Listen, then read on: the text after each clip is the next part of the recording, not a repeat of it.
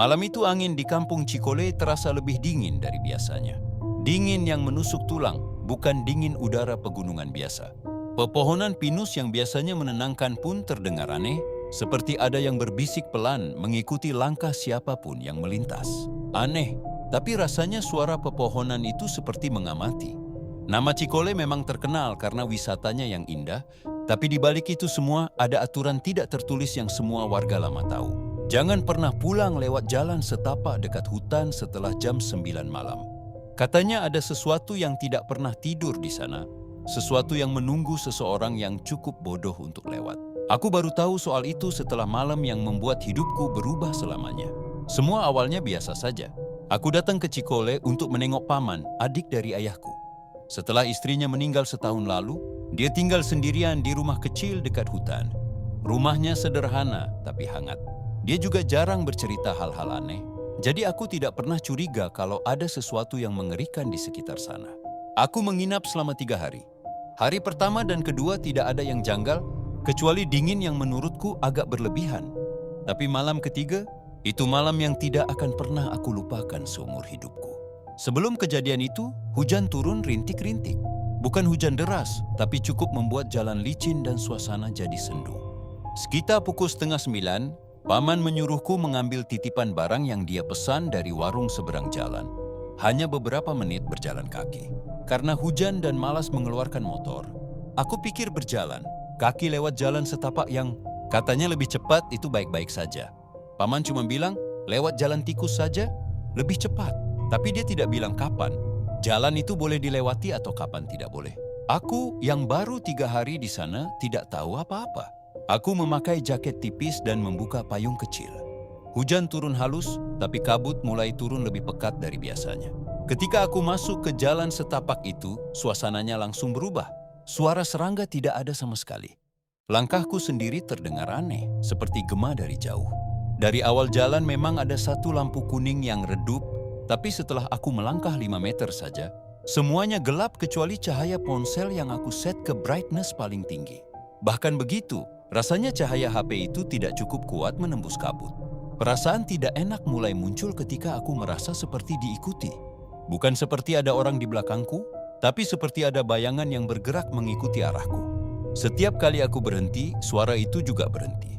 Saat aku berjalan lagi, suara seperti gesekan kain dan langkah kecil terdengar di belakangku. Tapi setiap aku nekat menoleh, tidak ada apa-apa. Gelap saja. Aku bilang ke diriku sendiri kalau itu cuma hewan atau bayangan pohon yang kena angin. Tapi semakin dalam aku masuk, suasananya semakin tidak wajar. Lalu aku mencium sesuatu. Bau anyir. Bau darah manusia yang sangat pekat. Tidak mungkin aku salah, karena baunya menusuk hidung.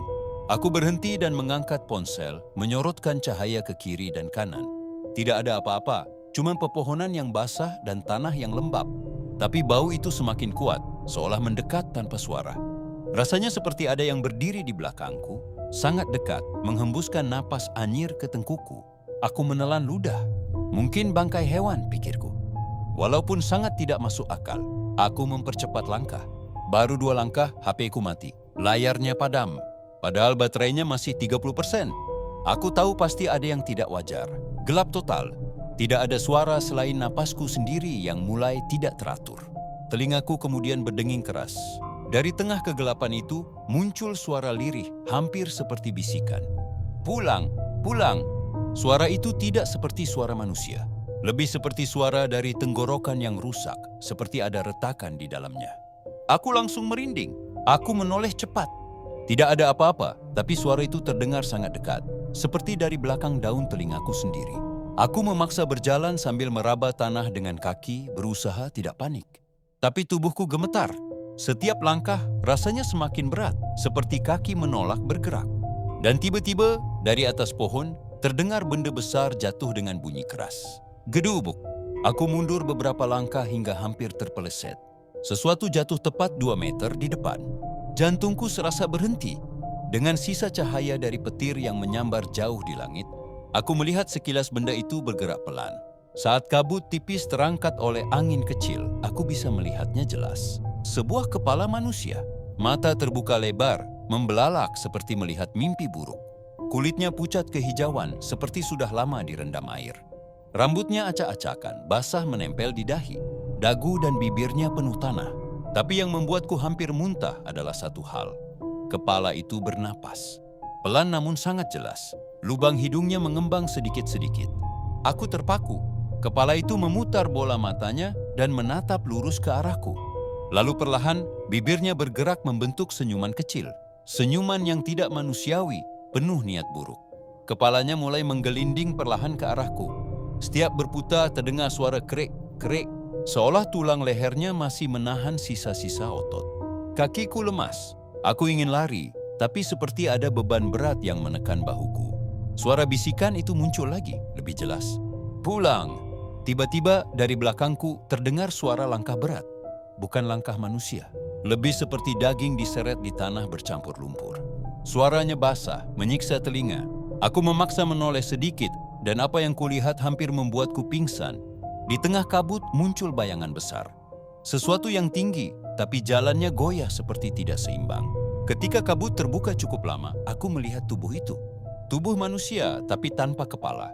Dadanya bolong, seolah dicabik sesuatu. Lehernya kosong, tapi dari lubang leher itu keluar suara angin yang mendesing, seperti napas yang berusaha keluar tanpa saluran. Tangannya terangkat pelan, bergerak seperti mencari sesuatu. Dan aku tahu jelas apa yang sedang dicarinya. Tubuh tanpa kepala itu mengarah ke kepala yang sedang menggelinding ke arahku. Aku panik. Akhirnya tubuhku bisa bergerak. Ototku menegang, dan aku langsung berbalik dan lari sekuat tenaga. Tanpa peduli jalan licin, tanpa peduli gelap total. Yang penting menjauh dari situ. Tapi tubuh tanpa kepala itu mengejar. Langkahnya berat, tapi cepat. Suaranya seperti daging basah yang dipaksa bergerak. Nafasku tersengal. Aku beberapa kali tersandung akar pohon, hampir jatuh. Setiap kali aku melirik ke belakang, aku bisa melihat bayangannya mendekat, semakin dekat. Aku tidak tahu berapa lama aku lari. Rasanya sangat lama, mungkin hanya beberapa menit, tapi seperti bertahun-tahun. Sampai aku melihat cahaya dari arah rumah paman. Begitu kakiku menginjak tanah dekat rumah itu, semua suara mendadak hilang. Seolah aku keluar dari dunia lain. Hanya suara hujan rintik yang terdengar lagi. Paman keluar rumah dengan wajah pucat. Dia bilang dia melihat dari jendela bayangan besar di belakangku, tapi begitu aku keluar dari hutan, bayangan itu hilang begitu saja, lenyap ke dalam kabut. Kenapa kamu lewat situ? Paman memarahiku dengan suara gemetar. Itu jalan terlarang. Sudah banyak yang lihat penampakan kepala dan tubuh tanpa kepala di sana. Aku masih gemetar, hampir tidak bisa bicara. Paman duduk di sampingku, mencoba menjelaskan dengan suara rendah seolah takut sesuatu mendengar. Dulu, sekitar 15 tahun lalu, ada seorang warga yang hilang secara misterius. Orangnya dikenal baik, tapi suatu malam dia tidak pulang. Besoknya, warga menemukannya di hutan itu dalam keadaan sangat mengenaskan. Kepalanya ditemukan terpisah jauh dari tubuhnya. Polisi tidak pernah menemukan siapa pelakunya. Sejak saat itu, setiap malam tertentu ketika kabut turun lebih tebal dari biasanya, warga sering melihat kepala menggelinding mencari tubuhnya, dan tubuhnya berjalan tanpa arah mencari kepalanya. Kadang keduanya terlihat berdekatan, kadang terpisah jauh. Tapi yang mengerikan adalah ketika keduanya terlihat, mengincar orang yang kebetulan lewat di sana.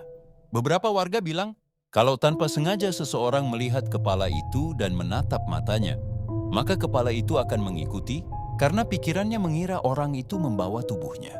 Dan kalau seseorang melihat tubuhnya, tubuh itu akan terus memburu, menganggap orang itu adalah kepala yang hilang. Aku tidak tahu apakah itu benar atau cuma cerita. Tapi malam itu aku percaya sepenuhnya. Setiap aku memejamkan mata sejak malam itu, aku bisa melihat tatapan kepala itu. Mata pucatnya, senyum anehnya, pergerakannya yang menggelinding pelan. Terkadang aku masih merasa seperti ada sesuatu yang bernapas di belakangku.